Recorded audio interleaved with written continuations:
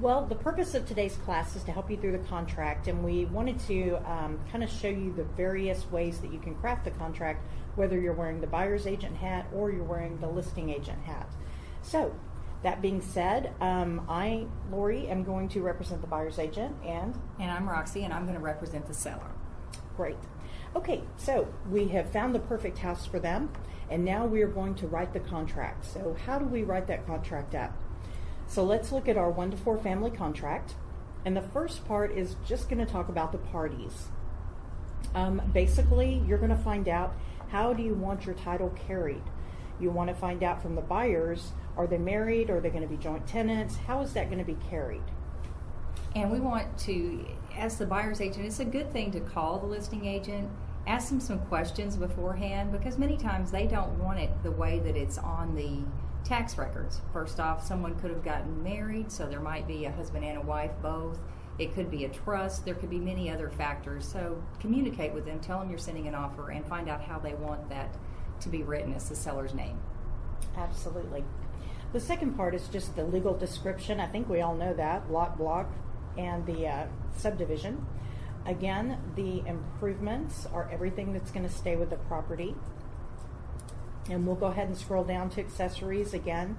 One thing with exclusions, please make sure that if you have exclusions in the multiple listing service, then be sure that you translate that onto the contract if you're the buyer's agent. And again, buyer's agents, please quit putting minerals. Minerals are not excluded. They can be reserved but not excluded, because it says here it must be removed prior to delivery of possession. You cannot pick your minerals up and take them with you, right? You cannot. And as far as on the seller side, you've gone to all the trouble to put those exclusions in MLS. When that offer comes over, don't forget to look at that and make sure that the buyer's agent did exclude the things that the seller wanted to have excluded. Absolutely. Now, talking about sale price. All right, buyer's agents. On the sale price, you have to make sure that you do this in a way that it will not anger the seller. We have been in a position where a lot of markets are moving into a seller's market, and so we need to make sure that as buyer's agents we're doing our job by making sure that we have checked the market, make sure that we understand what the market will bear as far as pricing, and then if you're going to craft the offer with closing costs and help like that, which we'll talk about later, you need to make sure that you are crafting a good offer. So again, A is going to be what the buyer is going to put down, and then B is what we're financing, C is the sum of both. And as the listing agent, don't be offended by what comes across. You can counter with whatever you like, or if you don't like it, you can fill out the form that asks them to resubmit their offer. So again, just look at the numbers, and as a good listing agent, you've already told your client what the property's worth. If it's overpriced and it comes in at what it should be, then you were right. So that's you need to just make sure that you pull a CMA up right before you make your response, and then everybody should be good. Absolutely. All right, financing. Let's talk a little bit about financing. This is probably one of the most misunderstood paragraphs, because a lot of people don't understand that there are 2 parts to the third-party financing. If you'll look at A talks about how much we're going to finance, and A1 talks about the property approval. Now, this basically can go all the way to closing, buyer's agents. So understand that the property has to be approved by the lender, which means it needs to be appraised properly, it needs to be insured, and if for any reason it's not, then if you look down here, the buyer may terminate the contract and get all their earnest money back. Also, credit approval is the second piece to the financing. Credit approval is the third-party financing addendum, and it has to do with the buyer's credit worthiness. In other words, will they qualify for this loan? And either the contract is subject to them getting a third-party approval, or it's not. Now, buyer's agents, be careful if you check 2B. 2B does not give them an out based on the finance. So you need to make sure that if you're checking 2B, that you're putting your client in a little bit of jeopardy. So just be careful about using paragraph 2B. And as the listing agent, make sure that your client understands if the property does not approve all the way to closing, that the buyer does have an out.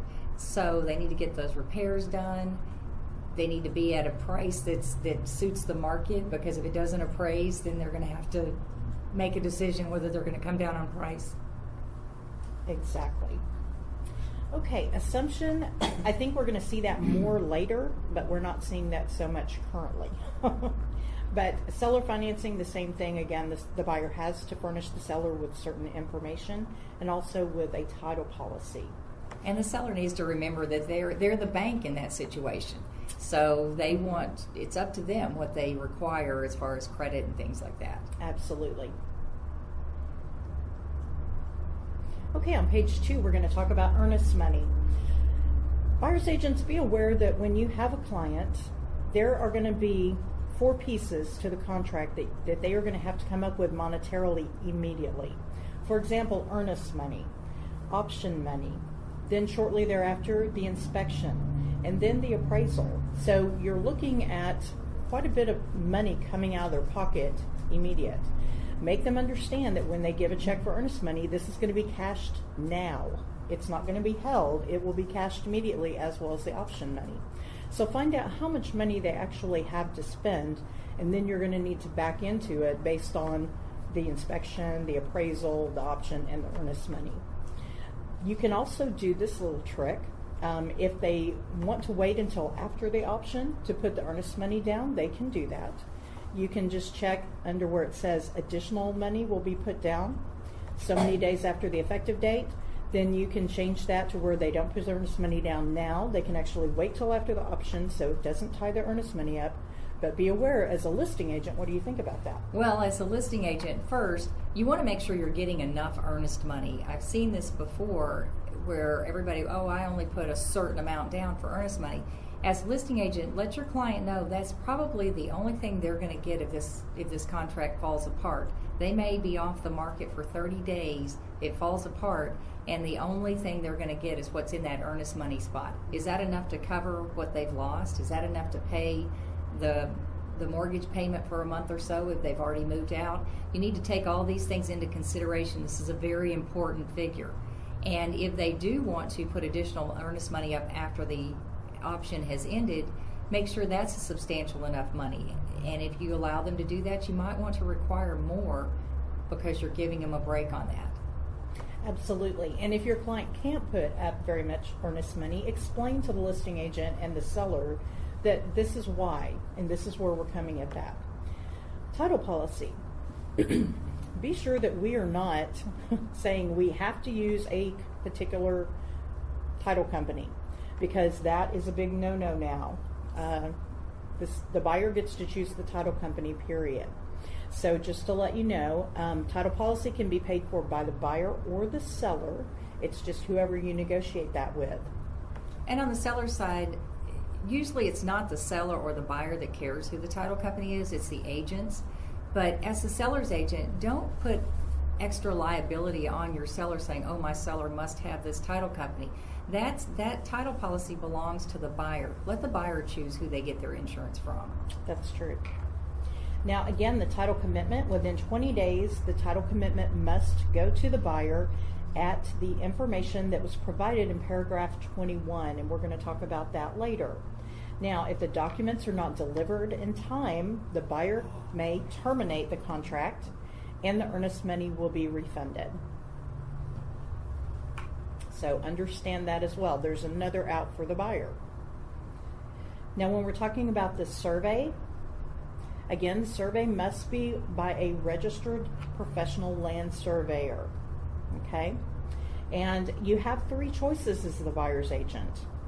Number 1, if they have a survey, then the seller will provide the existing along with the T47. But if for any reason the seller fails to furnish the the survey or the affidavit, then the buyer will obtain one at the seller's expense no less than 3 days prior to closing. If for any reason it's unacceptable, then they must obtain a new survey, and it can be the seller or the buyer's expense. Buyer's agents, please don't check this unless you know for sure that they do have an existing survey. It puts everyone at undue risk if there is no survey to provide and the seller can't get it.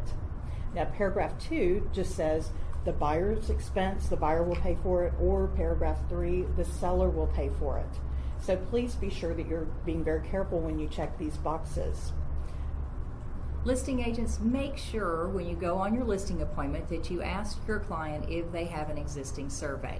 If they do, go ahead and get a copy of that and get the T47 and have them go ahead and get that notarized and have that as part of your listing paperwork. Then you can go ahead and post it online and the buyer's agent will know that you have it. If you get an offer and they're asking for you to provide the existing survey and the seller thinks, well, I might have that, or I think I've seen that somewhere, don't accept that. Just say, no, we don't have an existing survey. And that makes it much easier because they will, if they don't provide it in the days allotted on the contract, the seller is going to have to buy a new survey for the buyer. That's true. All right. Objections. This is another paragraph that is really misunderstood as well. One thing that you want to do to protect your buyer is to find out, ask your buyer those questions. What do you plan to do with this property?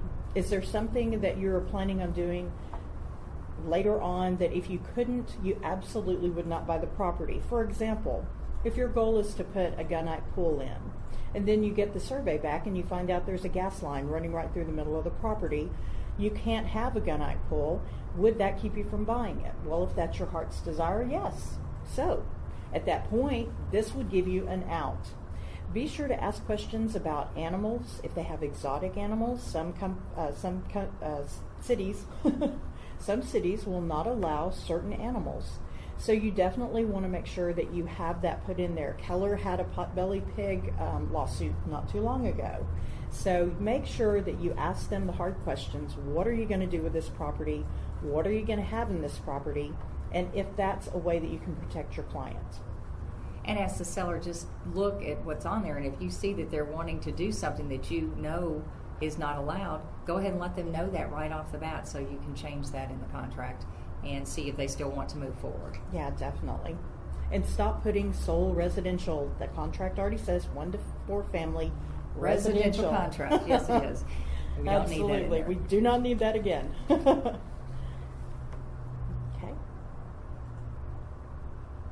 And again, here's another out for the buyer. If for any reason the seller cannot cure the objections, then the contract can terminate and the earnest money can be refunded to the buyer. The title notices, a lot of these will not affect most of us.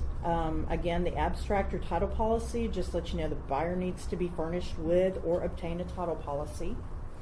Membership in homeowner association, if there is one, you need to make sure, buyer's agents, that you're getting copies of these covenants and rules, regulations, and bylaws, and there is a form for that. There's an HOA addendum form. As a listing agent, when you take the listing, you need to start asking the questions about the homeowners association. Find out if they know who they are, if they know how to get in touch with them. Tell them they need to, as a seller, find out what the transfer fees are going to be. What's the time frame for getting HOA docs? Many times the buyer will ask to have the HOA docs in 7 days or 10 days. I've really never seen an HOA that can get them to you that fast without an extra fee or something like that. So make sure that you know how long it really takes to get those HOA documents. That's true. And buyer's agents, be sure that you do give enough time. Things can't be done quickly. Excuse me, things cannot be done quickly, so do give enough time. Again, statutory tax districts, not everyone is going to be a part of that. Tidal waters, I don't think we have to worry about that in the DFW not here. area. Hopefully not. Annexation, most properties are within city limits, so we don't have to worry about that. Utility service provider, again, very few have to worry about that. So we move on to the next page. Now, public improvement districts. We've been hearing a lot of talk about this, haven't we? Yes. And there may be something going on with the public improvement district. Basically, it's a beautification or something that is going to be assessed to you that the city has passed, and you will be paying that on your taxes. Failure to pay could cause foreclosure of your property or a lien put against your property. So buyer's agents, make sure that if there's anything going on, that everyone knows about it. And listing agents, again, these are the questions you need to ask on a listing appointment. I know it's very exciting to get a new listing. You sign the paperwork and you come up with the price, but there's a lot more involved. And you don't want to find out down the road that, oh, there's something here that maybe they didn't pay on that they should, and have it show up when you're getting close, when the title work comes in. So make sure you ask these questions and know about these things in advance. Absolutely. Another thing, too, that pops up at the last minute are transfer fees. Of course, as we know, anything that is September 2011 and newer is no longer valid. But anything September 2011 and older has to be renewed every 3 years. Now, what is a transfer fee? Transfer fee basically is an opportunity that you have to pay a percentage, like a tax, on property that you sell. And the transfer fee usually goes to the developer or someplace else. Now, when you buy the property, you're excited and you're signing the papers, and usually you don't remember there was a transfer fee, right? And there are some of them that are pretty large, like Castle Hill's education fee is a pretty large percentage. And those are things that the seller needs to let the buyer know about, because if they're going to have to pay it, they need to know that they're in advance, so they have enough money for that and is taken into account. Absolutely, absolutely. Property condition. The seller needs to what? The seller needs to make sure that they have filled out their seller's disclosure notice to the best of their ability. They need to make sure it's current. If the property's been on the market for a while, go back and review that about every 30 days and make sure that it's current, because things do happen with the house. They may have something that they needed to fix. Once they fix that, they need to include receipts. They need to change their seller's disclosure notice. They need to always include any receipts, any other inspections, things like that need to be on the seller's disclosure notice. So make sure as a listing agent that is up to date. And something else too that I like is the fact the seller has to leave the utilities on until closing, so that makes it easy for the appraiser to come out too, right? Yes, and there's situations where the seller may forget. I actually had a situation where there was a tenant in the property, and the seller, when we did inspections, the utilities were on. Then the seller forgot that he needed to keep them on, so when the buyer's agent went back to re-inspect, the tenant had moved out and the utilities were off, and it almost delayed closing getting those utilities back on for the re-inspect. So make sure they understand that. Absolutely. Now, on the seller disclosure, again, buyer's agents, either you have received it or you have not. If it's online, then you have received the notice. If not, within so many days, the seller will deliver the notice. Now, if the buyer doesn't receive the notice, they can terminate the contract all the way up to closing, and the earnest money will be refunded if they never receive it. However, if they do receive it, they do have a 7-day period to look over the seller disclosure, and if they don't like it for any reason, they can terminate and get their earnest money back. So you do have that 7-day grace period. Or the seller doesn't have to present it. Yeah, but in certain instances. Listing agents, just make sure that you have the seller's disclosure notice. It's the best practice would be to have it when you put the listing in the system. Mm-hmm. Absolutely, that's for sure. Acceptance of property. Okay, buyer's agents. You have two choices in paragraph 7D. Either they accept the property in its present condition, which I want to remind you, all property in Texas is sold as is. So if you've forgotten, all property is sold as is.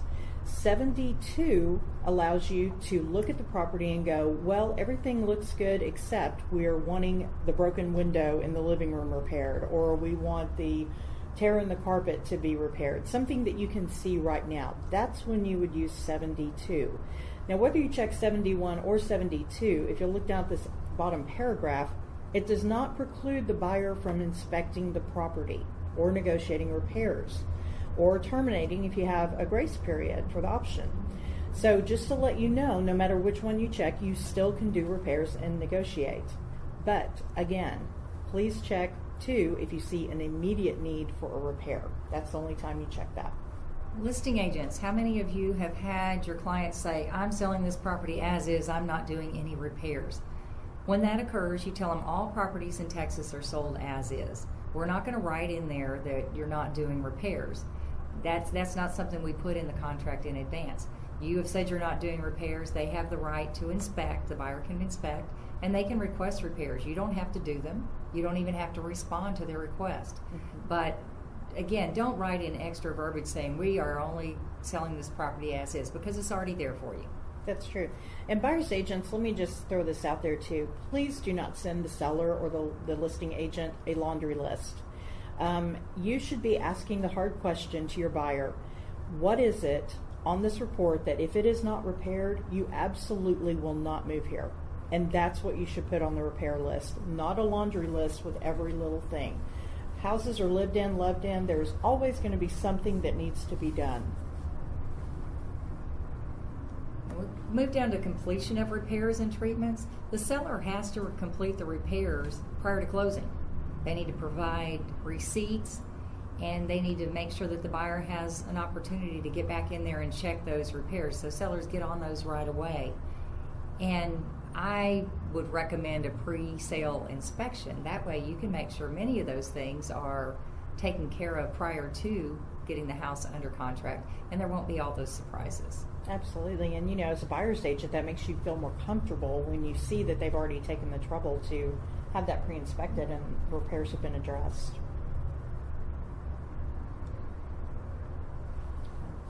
Okay, environmental matters. The buyer can let the seller know if they have any concerns about environmental matters, but the seller should have disclosed any environmental matters around that property as well. And there are forms that we can use for that.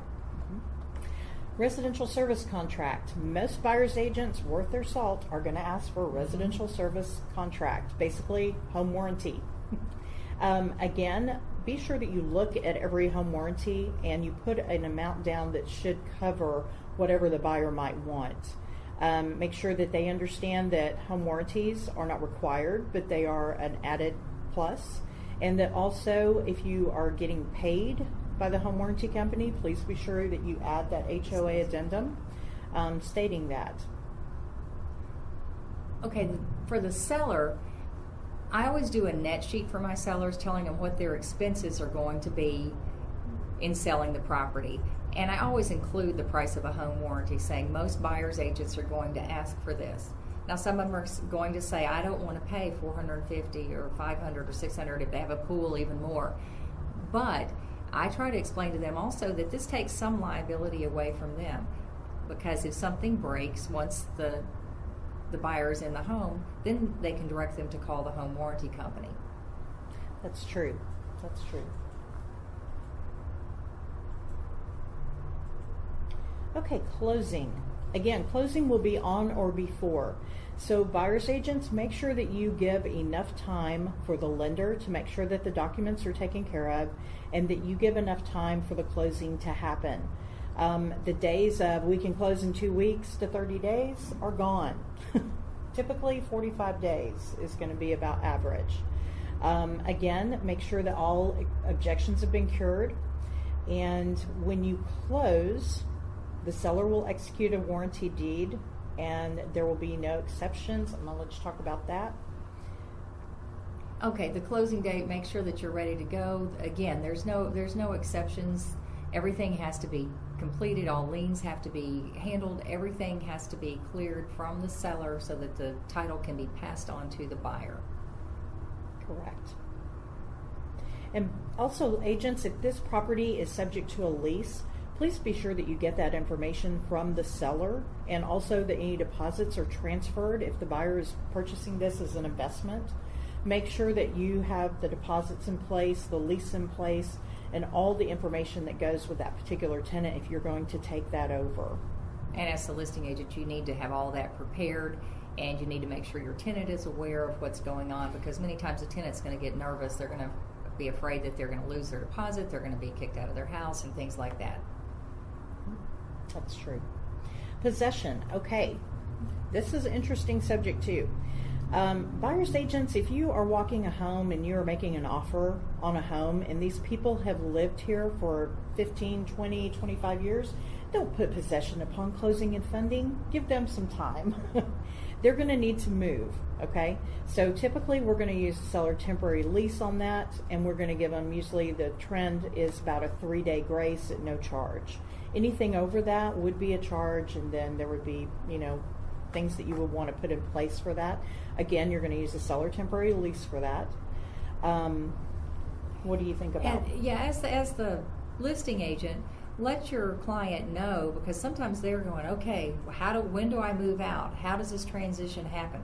I need to buy a new house. There's many things that can occur, and you let them know there's two options: upon closing and funding, or according to a temporary lease. Now, and we also want to let them know the temporary lease is pretty common and standard in this area, so about 3 days would be good. And especially if they have a lot of things that they need to move. If it says upon closing and funding and they agree to that, though, you need to make sure they understand they need to be out, everything gone and ready for the buyer to move in at upon closing and funding. And if there is a temporary lease, that they have to be out by the time the lease says, because the buyer has arranged for their movers. They have many things going on as well. So possession, they just need to make sure they understand to be out by the time it says. Absolutely.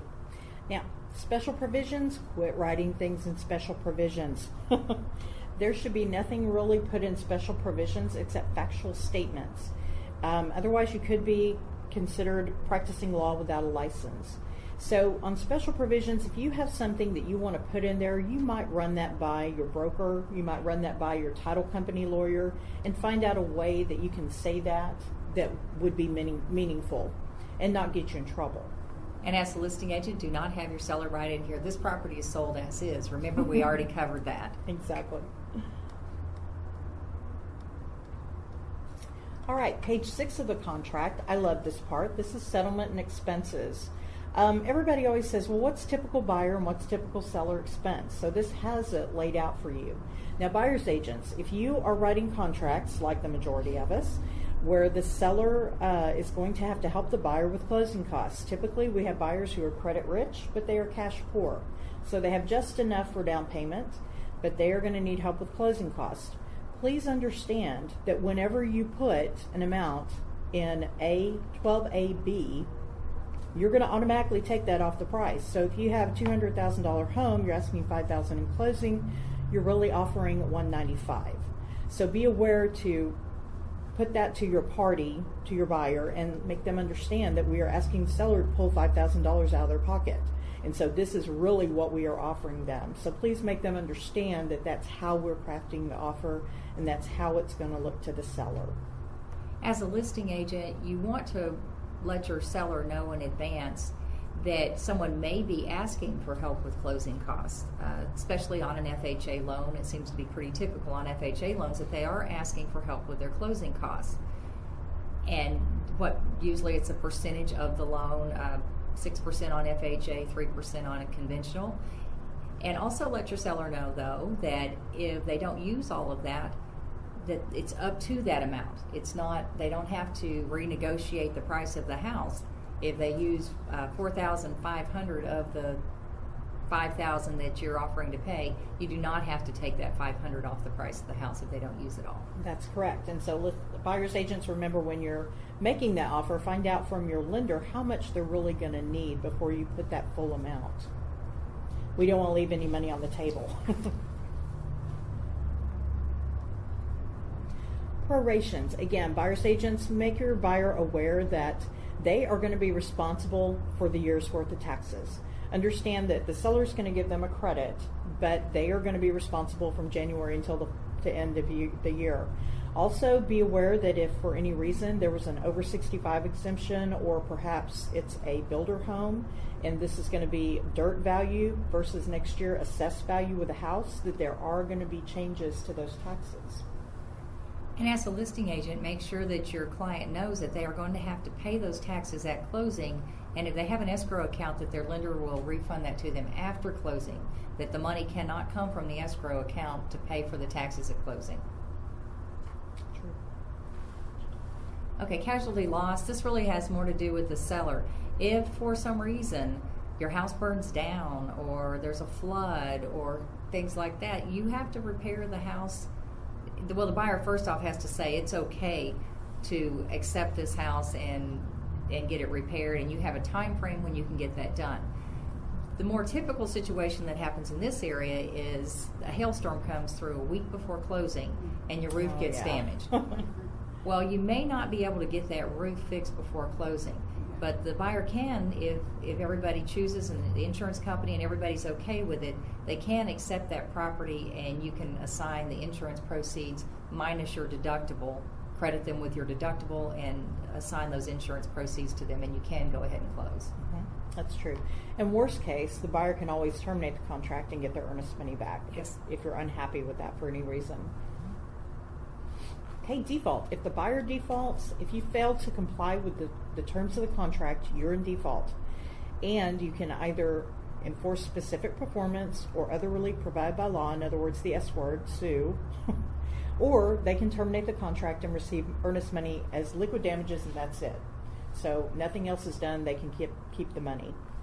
And as the seller's agent, again, we talked about earnest money earlier. Typically, that's what you're going to do, is accept the earnest money. You could sue if they don't buy the house, but they probably didn't buy the house because they didn't have any money in the first place, so what are you going to sue them for?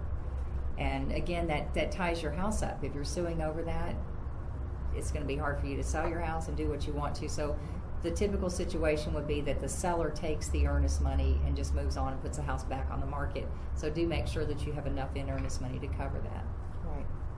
Again, if we get unhappy with one another, we have the opportunity to mediate. We sit down at a round table, discuss, and both parties share in the cost of the mediator. And there may be attorney's fees involved, so before you go there, you might want to, because if the mediation doesn't work and you go to court and all that, there are attorney's fees, and whoever loses pays. So many times it's better to work this out beforehand if Mediation you can. is always best if you Yes, right. can't work it out. Escrow. This paragraph really is about not the escrow that we know, like taxes and insurance, but it's really having to do with the title company. And long story short, the title company has no relationship with either party, buyer or seller. Okay, they are just liable for earnest money and the contract terms, not the performance. So you can't call to the title company crying, they're not doing this, they're not doing that, because that's not the title company's job. Expenses will be taken out if for any reason it does not close.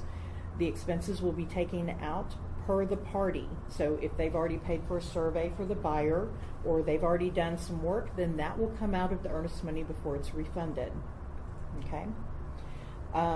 Either party can make a demand for the earnest money should the deal not close. The title company will then notify the other party within 15 days, and they will have 15 days to respond. Now, if anyone refuses to sign or they refuse to respond within 7 days, they could be liable for 3 times the earnest money. And this is where the listing agent really needs to talk to their seller, because sellers are mad. When a buyer backs out or gets out of the contract for any reason, many times they're like, I'm not going to release that earnest money to them. Well, if you don't acknowledge what's going on and refuse to release it, even if they have a reason for getting out, if in the contract it states that they can get out because of whatever they're demanding the earnest money back for, then you need to go ahead as the listing agent and let your seller know that they need to sign that and release that earnest money and just move on. Okay, notices. All notices must be in writing, and they're effective when they're delivered to paragraph 21. Now we're going to jump down and talk about paragraph 21 just for a second.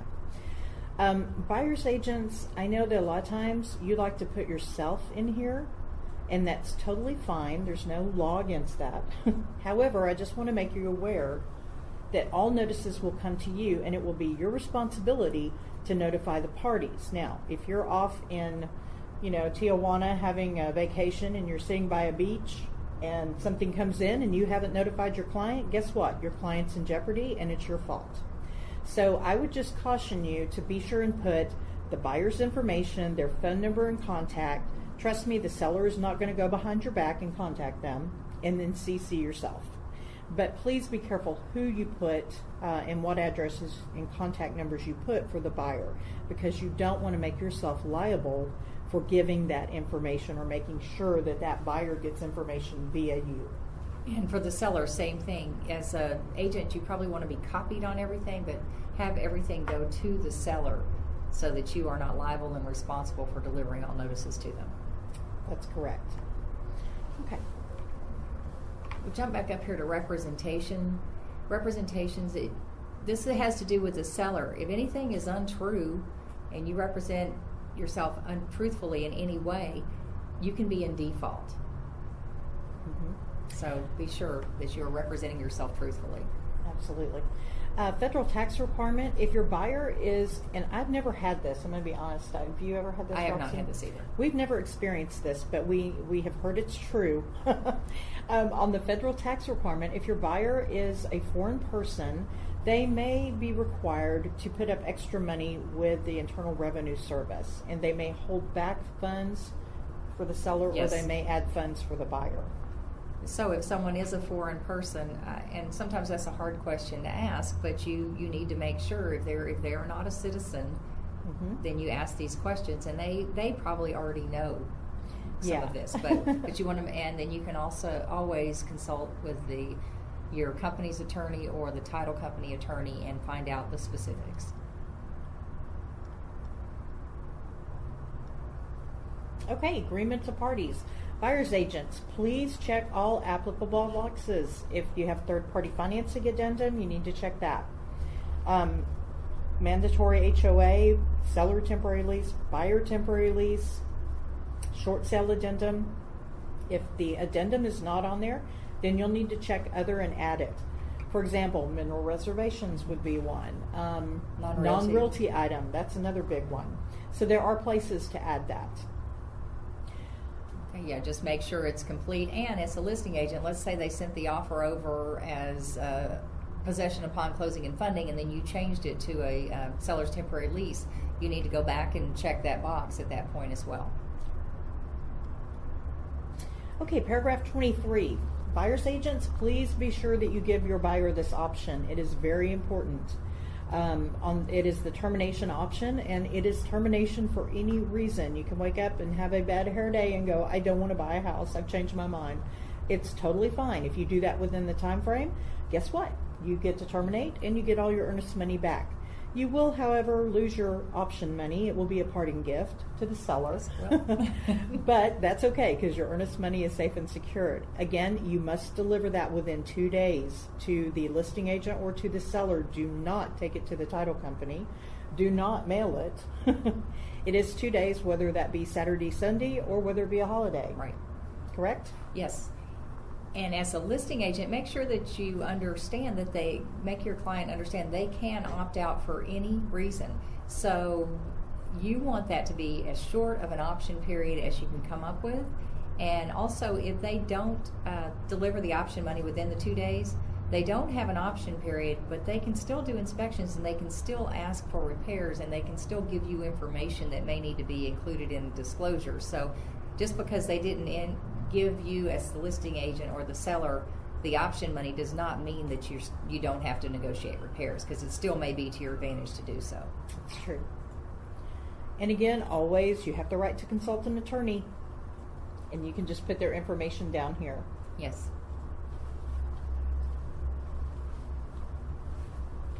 And the execution date. Who fills in the execution date? It's the last party to sign off on the contract, the last initials or signatures or whatever. Make sure that there is an execution date in the contract, because that's where we start to count.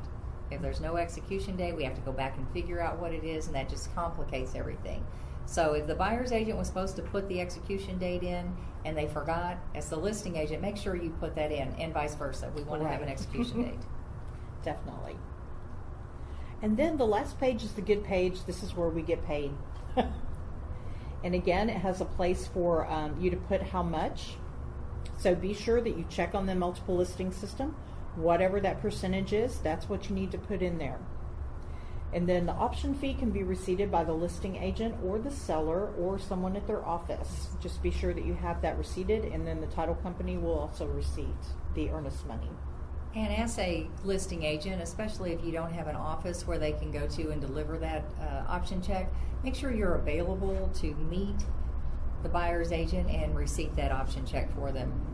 Absolutely. And buyer's agents, please be sure that you contact the listing agent and make it, if you are working on opposite ends of town, please make sure that you are kind enough to present to them and that you meet them somewhere. Okay, let's talk about third-party financing addendum. Okay. Now remember, this is the piece of the puzzle that talks about the buyer's creditworthiness. So this is a time frame. This basically is within so many days of the contract. This contract will terminate and the earnest money will be refunded to the buyer if for any reason the buyer cannot get financing.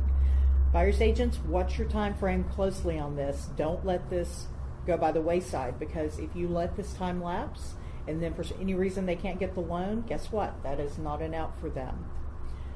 As a listing agent, when you get the offer, if they have, let's say it's a 30-day close and they have 30 days in their financing period, that's not a good thing. They can get out all the way to the end. Try to tighten that up a little bit. I like to do 21 days or less as the listing agent. Now the buyer's agent may come back and say, my lender says it's going to take a little longer than that, but try to tighten that up as much as possible, because that is an out for the buyer. That's true. Buyer's agents, we like to give long time and little money, right? Yes. But and what's the listing agent? You want short time and a lot of money. So we have to come to a happy medium, right? Yes. And as a listing agent, you also may want to check if it's a 21-day option period, about day 17, 18, you may want to check with that buyer's agent and say, how are we coming on financing? Can you get me another letter from the lender saying that we're moving along as we should? That's protecting your seller's best interest. That's true. And of course the terms. And buyer's agents, one thing I want to caution you on is when it talks about not to exceed a percentage of the loan, good faith estimates used to be, we put 1% because typically that was origination fee. As you know, the costs have changed.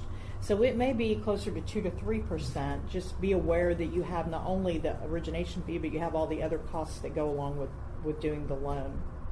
FHA still, you're not obligated to purchase the property if the property does not appraise. And VA the same way. Understand on conventional, you do not have to worry about conventional not appraising, because we have that property on page 1. The property has to pass the lender's requirements, and that would be part of the lender requirement as an appraisal. And again, that's another thing you would not write in special provisions, is that the property has to be appraised, because that's already covered in other parts of the contract. Right. And that's it for our contract and third-party financing. We have a few forms that we would like to go over with you that may be helpful in you organizing your contract. Here's an example of a calendar. Lori, you want to talk about this? Sure. I think it's really important, buyer's agents and listing agents too, that you set up a client calendar so that once you do get the offer, you begin to set up a calendar of events to show them, okay, this is the deadline for this is when we should have this is when this has to happen. And what I would counsel you to do is just go through the contract and touch base on the things that are important, like the option period, third-party financing, earnest money, title commitment, surveys, seller disclosure. Those kind of things that have time limits, that's what you want to put on your calendar. And then follow up with your, if you're the buyer's agent, follow up with the listing agent, make sure everything is moving right along. Follow up with the lender. And the listing agent, you want to follow up with the buyer's agent and just make sure that things are going. You need to be in communication. You're cooperating brokers. Remember, the word is cooperating, and we want to help each other out and make sure we meet all these deadlines, because the ultimate goal is to take care of our client, and by getting them closed on time, we've done that. That's true. Okay, then here's just another page of the. And again, buyer's agents, make sure that you get the receipts on the repairs if there were any. Make sure utilities are going to be turned on. Schedule the movers. Make sure that you send your CDA, your commission disbursement. Make sure you review the HUD. Always review the HUD and make sure that everything that you agreed to is on that HUD 1. Yes, reviewing the HUD with your client is very, very important, because we want to make sure there's no surprises when we get to closing. True. Okay, and we just have a couple of minutes here to show you a couple more forms that we put in here for you that may be helpful in helping you with your client.